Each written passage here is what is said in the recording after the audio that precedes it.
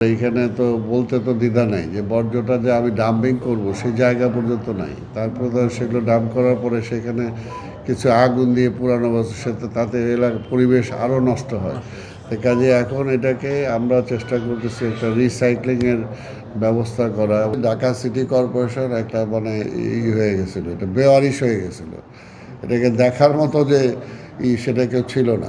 মশার সমস্যাটা এটা তো জানেন যে বেশ কয়েক বছর ধরেই এই অবস্থা।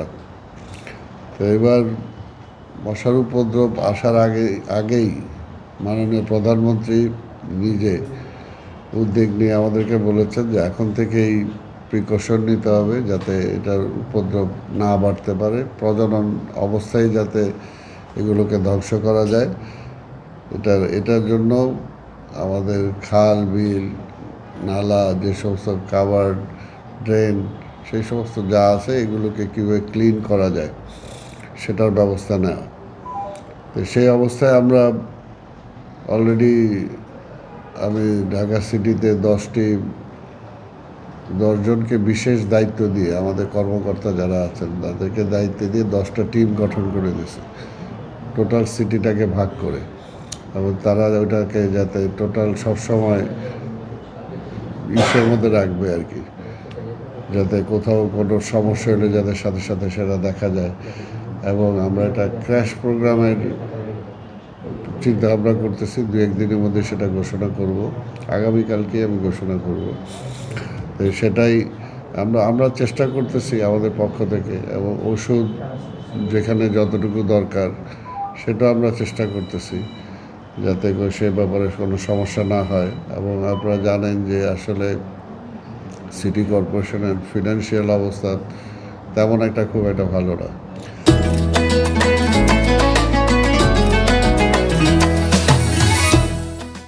তারপরেও বলেছি যে এই অবস্থায় যদি আমাদের জনসংখ্যা আমাদের এই সেকশানে যতগুলো আমাদের জনবল দরকার সেটাও কম আছে। এটার জন্য আমরা যেটা বলতেছি অন্তত এই 1-2 মাসের জন্য টেম্পোরারি ভিত্তি হলেও কিছু লোক আমরা হায়ার করব, যাতে অন্তত লোক নাই এর জন্য কাজ হচ্ছে না এটা যাতে না বলতে পারে। অর্থাৎ আমাদের পক্ষ থেকে যতটুকু কাজ দরকার, প্রিকশন দরকার, আমরা সেগুলো নিচ্ছি। মন্ত্রণালয় থেকেও যে ওষুধটা এখন দেওয়া হচ্ছে, মন্ত্রণালয় থেকেও তারা এটাকে পরীক্ষা করার জন্য নিয়ে গেছে, আমরাও পরীক্ষা করতেছি। এবং যদি প্রয়োজন হয় তাহলে আমরা নতুন ওষুধ দিতে বাধ্য হব, কিছু করার নেই। যে পুরনোগুলো যেগুলো এখনও তো আমাদের আছে 1 বছরের, তাই না, 1 বছরের ওষুধ আমাদের অলরেডি আছে। এদের গুণগত মান পরীক্ষা করার জন্য আমরা অলরেডি ল্যাবে পাঠিয়েছি, সেটা আগামীকালকের মধ্যে আশা করি আমরা পেয়ে যাব। পেয়ে গেলে তখন আমরা সেটার বিকল্প ব্যবস্থা নেব। না, এটাও তো খুবই খারাপ অবস্থায় ছিল। আর সবচেয়ে বড় কথা কি যে বর্জ্য পরিষ্কার করা, তারপরে এইখানে তো বলতে তো দ্বিধা নাই যে বর্জ্যটা যে আমি ডাম্পিং করব সেই জায়গা পর্যন্ত নাই। তারপরে তো সেগুলো ডাম্প করার পরে সেখানে কিছু আগুন দিয়ে পুরানো বস্তু সেটা তাতে পরিবেশ আরও নষ্ট হয়।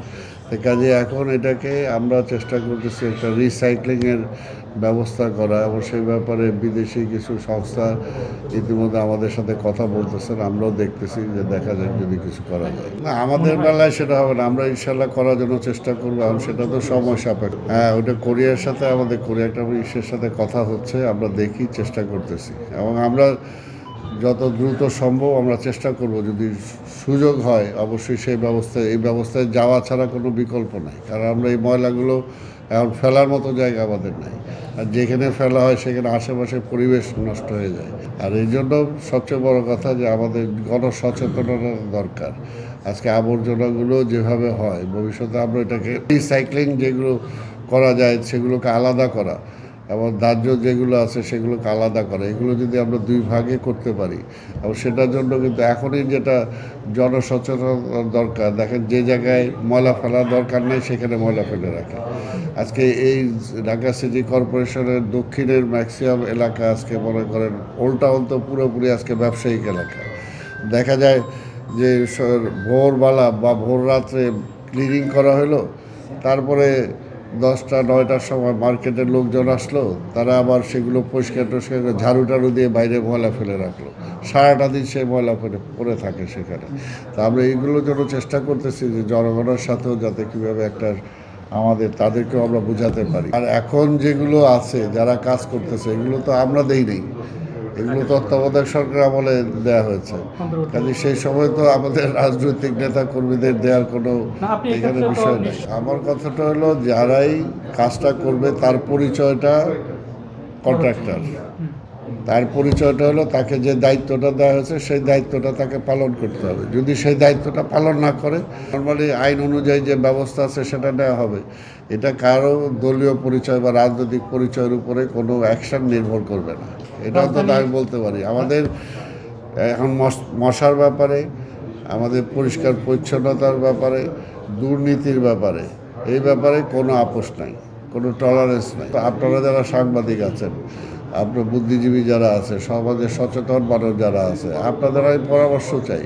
মনে করেন এখন যদি আমি উঠাইতে যাই ফুটপাত, সব দেখবেন যে কালকে এখানে জ্বর হয়ে গেছে সব হকার্সরা। এটার জন্য এটা একটা সমঝোতা দরকার। এটা আমরা এর জন্য চিন্তা করতেছি যে ঈদ পর্যন্ত এই ব্যাপারে সবার তো একটা ঈদ আছে, ঈদের জন্য কাজে ঈদ পর্যন্ত আমরা এগুলোকে দেখব।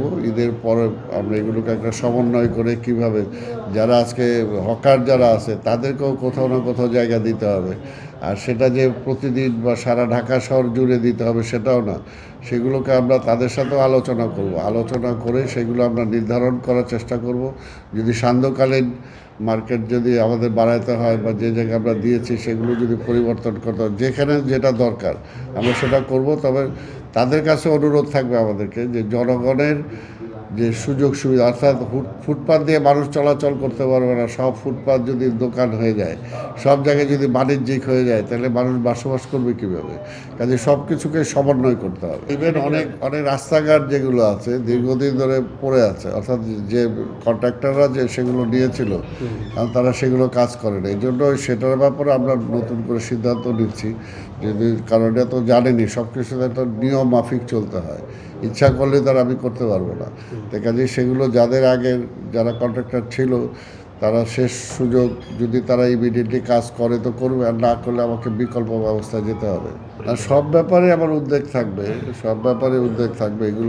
এগুলো পুরোপুরি মনে করো রমজানের পরে টোটাল এগুলো আমরা দৃষ্টি দিয়ে। আর তারপরে এখানে তো ফান্ডেরও একটা বিশাল ব্যাপার আছে, কারণ ফান্ড তো সেইভাবে নাই, আমাকে তো অ্যালাউ করতে হবে ফান্ড। তাই কাজে সেই যতটুকু প্রায়োরিটি ভিত্তিতে যে কাজগুলো করা দরকার, যেমন এই মুহূর্তে আমার প্রায়োরিটি হলো মশা, এই মুহূর্তে প্রায়োরিটি হলো আমার পরিষ্কার পরিচ্ছন্ন, এই মুহূর্তে প্রায়োরিটি হলো আমার ট্রাফিক, এই মুহূর্তে আমার মানে প্রায়োরিটি হলো মানে মাদক থামানো।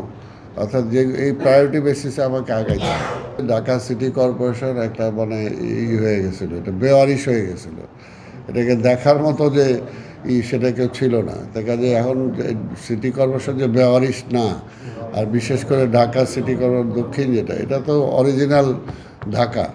তাই অরিজিনাল ঢাকাকে আমরা ঢাকার আগের রূপে ফিরিয়ে নিতে চাই। পুরনো ঢাকার যে ঐতিহ্য আছে সেই ঐতিহ্যটাকে আমরা ধরে রাখতে চাই।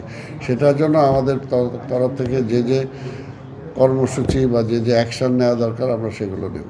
এগুলো তো চ্যালেঞ্জ একটা আছে, পাশাপাশি আবার এগুলো মন মানসিকতার একটা ব্যাপার আছে, তাই না? আজকে এই জন্যই বললাম যে আজকে এই অবস্থাটাকে পরিবর্তন করতে হলে আজকে মাদক সমস্যাটাকে আজকে কমাতে হবে।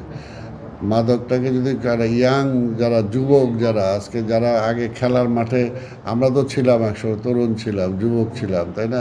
রাজনীতি করি যাই করি, কিন্তু বিকালবেলা মাঠে যাইতাম, খেলাধুলার চেষ্টা করছি। কাজে এখন তো সেইভাবে নিয়ে যাবে। শোনেন, মাঠ যতটুকু আছে এটা তো সত্যি কথা, যে দেখেন এই যে দুপখোলা মাঠ, 3টা মাঠ ছিল সেখানে। আজকে কি বলবো, আমি যে চেয়ারে বসে আছি এই চেয়ারেই তো সেখানে যায় দেখা গেল যে মার্কেট বন্ধ করে দিয়ে মাঠ বন্ধ করে দিয়ে মার্কেট বানায় ফেললো।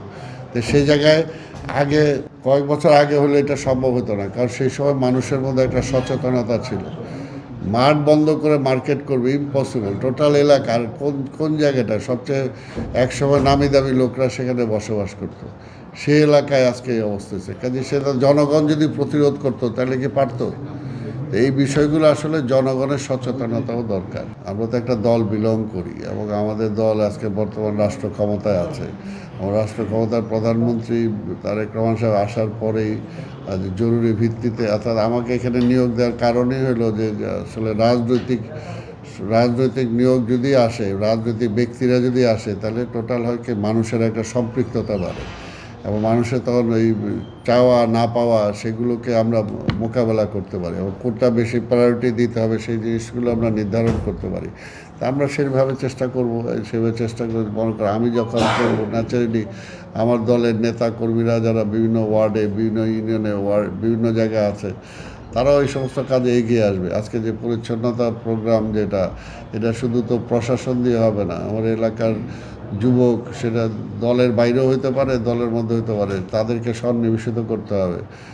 আমার বিভিন্ন স্কুল কলেজের স্কাউট যারা আছে তাদেরকে এই সমস্ত কাজে সন্নিবেশিত করতে হবে। বিভিন্ন সোশ্যাল অর্গানাইজেশন ক্লাব যারা আছে তাদেরকে সন্নিবেশিত করতে হবে। টোটাল জনগণকে যখন তারা একটা অংশগ্রহণ করবে তখনই কিন্তু প্রবলেমটা সলভ হবে, ইজি হবে।